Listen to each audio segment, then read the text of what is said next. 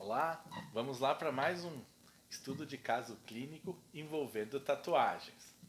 O nome da nossa heroína hoje é Esther, paciente de 41 anos, recém-divorciada do segundo casamento, uma filha de 10 anos do primeiro.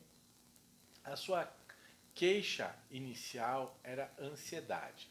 Ela estava cada vez mais tendo crises de ansiedade. Como psicanalista, a gente sempre tem que procurar achar as causas inconscientes que estão gerando crises de ansiedade ou de depressão ou qualquer neurose. Porém, a gente precisa primeiro aliviar um pouco. E nesse alívio, tentamos procurar coisas do momento presente.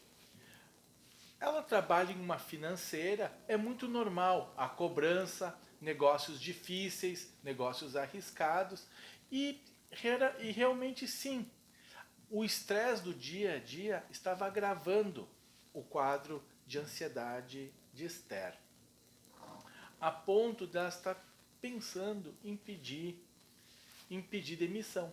Porém, ela recém estava separada do segundo casamento e ela temia muito a questão financeira da família, pois ela tinha sua filha para sustentar.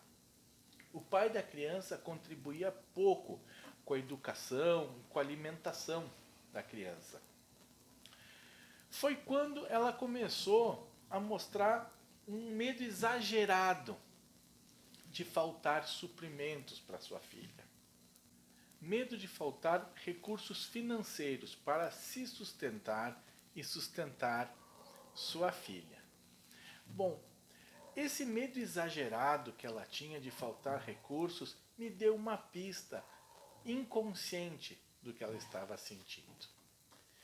Foi depois de alguns meses de sessão que ela resolveu me mostrar suas tatuagens. E lá estava, perto do quadril, um pouquinho ao lado do umbigo, uma tatuagem, mais ou menos de uns 15 centímetros, uma tatuagem de culpa. Culpa tem a ver com ansiedade? Claro. Culpa é um gerador de ansiedade. Claro que a ansiedade está mais ligado a medo e a ameaças. Tá? Mas culpa também é uma coisa que catalisa. Mas nós não sabíamos exatamente culpa de que ela sentia. Mas ao redor dessa tatuagem havia pequeninas imagens de ansiedade, ou seja, de imagens que representam ansiedade. Vai uma dica, tem asas, tá? Mas eu não vou dizer que imagem que é, tá? Bom, com o passar das sessões, fomos investigando qual era o principal medo de Esther. Era que faltassem recursos financeiros para sua filha. E para ela, obviamente. Mas para sua filha tinha um quê a mais. Ah, o modo como ela falava, o modo como ela se expressava em relação à filha, a medo de lhe faltar coisas. Isso gerou uma pista maior ainda. E com o tempo, a gente foi observando que ela sentia muita culpa de ter acabado o primeiro casamento.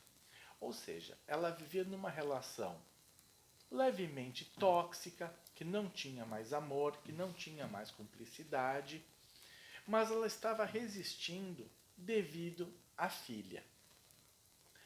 Ela se separou e ficou alguns anos solteiras até ter a segunda união, mas ela sentia um sentimento de culpa muito forte por não proporcionar para sua filha um ambiente familiar que ela julgava adequado ou que ela julgava normal, que é um papai, uma mamãe e uma filha.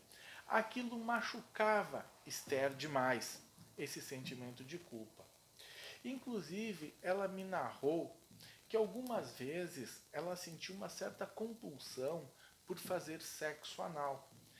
Então, enquanto ela esteve solteira, ela mantinha alguns parceiros casuais, mais específicos, para fazer sexo anal. Quando ela tinha uma semana muito estressante ou uma semana em que ela não atingiu as metas ou que se irritou com a filha, enfim, qualquer coisa desagradável, ela tinha que ligar para esses parceiros e marcar um encontro, onde muitas das vezes ela nem fazia sexo vaginal, ela ia direto para o sexo anal. Investigando um pouquinho mais esse modo sexual dela, que cada um tem o seu, não é problema nenhum. Porém, no caso dela, a gente notava uma certa compulsão. Comecei a observar que ela se sentia culpada na questão da filha, mas ela tinha um certo alívio. No caso dela, era muito compulsivo e muito frequente o sexo anal. Mas deu para notar que ela não sentia exatamente prazer, ela sentia alívio. Ou seja, é a mesma coisa que muitas pessoas usam com chocolate ou com doces. Elas não estão com fome, elas querem um alívio. Também é muito normal alguns homens se masturbarem quando se sentem ansiosos, porque eles têm um alívio imediato.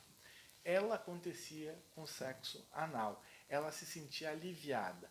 Na verdade, ela acreditava estar sendo castigada. Devido à criação dela, ao que ela sabia de sexo, ela achava sexo anal um pouquinho impuro, um pouquinho hostil. E ela precisava disso para se sentir aliviada. Ela acreditava estar sofrendo um castigo. Então, durante o estresse, ela tinha a compulsão. Bom, a queixa dela principal realmente era a ansiedade. Essa parte do sexo anal compulsivo não incomodava ela tanto. Até porque ela teve um segundo casamento e dentro do casamento ela já acreditava estar mais certo, ser mais normal, ser menos impuro. Mas o passado dela na psicanálise é muito bem observado. Primeiro passo, culpa. Ela teve culpa em querer sair de um casamento em que ela não estava sendo feliz? Eu sei que isso aí é uma coisa a discutir, uma coisa que tem que olhar vários lados, não só o lado dela, o lado dele, mas enfim, ela não estava se sentindo feliz no casamento. E ela pediu o divórcio, acreditando estar prejudicando sua filha.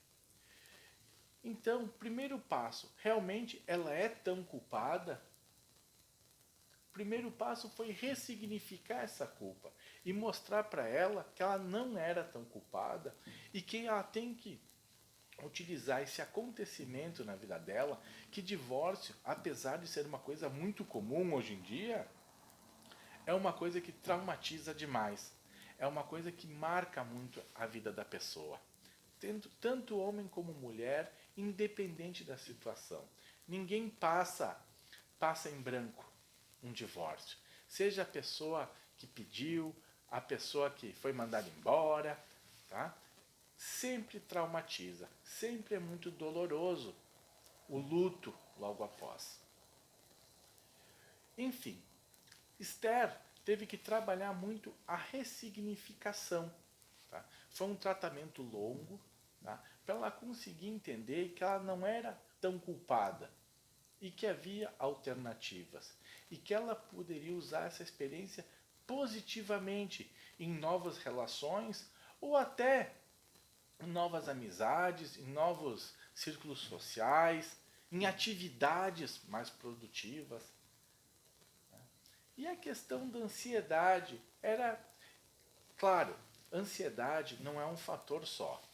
É a questão medo e ameaça. Mas a coisa mais urgente que ela tinha era o medo de não conseguir sustentar sua filha.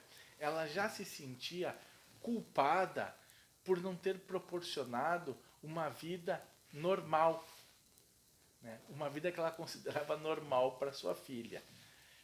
Pesando isso, as dificuldades com o custo de vida que ela mantinha para a filha a preocupava demais de ser demitida, de não aguentar o trabalho forçado, né? Forçado que eu digo, cheio de metas e cheio de iniciativas que ela tinha que manter. Ela tinha muita dificuldade de lidar com isso. Bom, Esther até hoje é minha paciente. Hoje ela consegue conviver muito bem com a ansiedade, conseguiu tratar esses medos, conseguiu ter menos medo do trabalho, porque afinal trabalhar a gente tem que trabalhar a vida toda. A gente tem que entender como funciona.